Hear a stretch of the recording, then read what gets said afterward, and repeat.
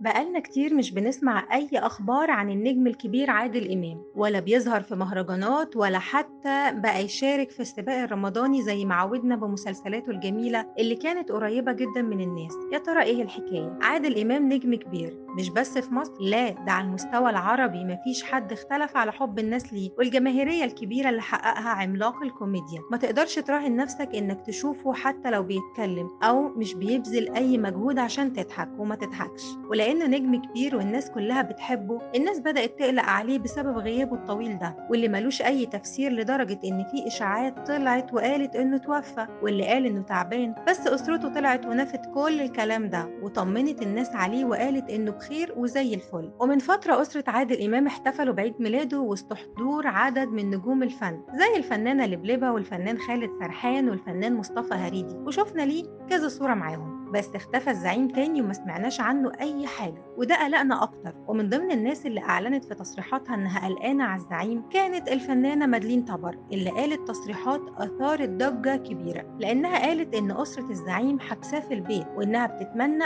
يفرجوا عنه عشان يشارك في التكريمات اللي بتقام على شرفه. وقالت كمان إنها مش عارفة تتواصل معاه خالص لأن الرقم اللي كان بيرد عليه ما بقاش يرد عليه دلوقتي، وهي حاولت تتواصل مع ابنه رامي اللي برضه مش بيرد عليها. وكان رأيها إن كل محبين عادل إمام لازم يقتحموا فيلته اللي عايش فيها عشان يطمنوا عليه. التصريحات دي قابلها هجوم كبير وانتقادات من ناس كتير زي الفنان أشرف زكي نقيب المهنة التمثيلية، واللي قال تصريحات مدلين طبر لا تليق، وأنا تواصلت مع الفنان عادل إمام واطمنت على صحته. كمان الإعلامية بسمة وهبة هاجمت الفنانة مدلين طبر في برنامجها 90 دقيقة، واللي أكدت إن مدلين طبر مش صديقة للفنان عادل إمام ولا لأسرته. وكمان قالت إنها هتقدم بلاغ في مدلين طبر بتهمة التحريض على اقتحام منزل الزعيم عادل إمام. كمان أسرة عادل إمام انتقدت بشدة تصريحات مدلين طبع، وده على لسان المنتج عصام إمام شقيق عادل إمام، واللي قالوا إنه مش بيرد على الإشاعات وإن عادل إمام صحته كويسة وزي الفل وما يزال يتابع اللي بيحصل على الساحة في مصر. وقررت أسرة عادل إمام إنها تقاضي الفنانة مدلين طبع لأنها طالبت باقتحام فيلته. بس مدلين طبع علقت على الكلام ده وقالت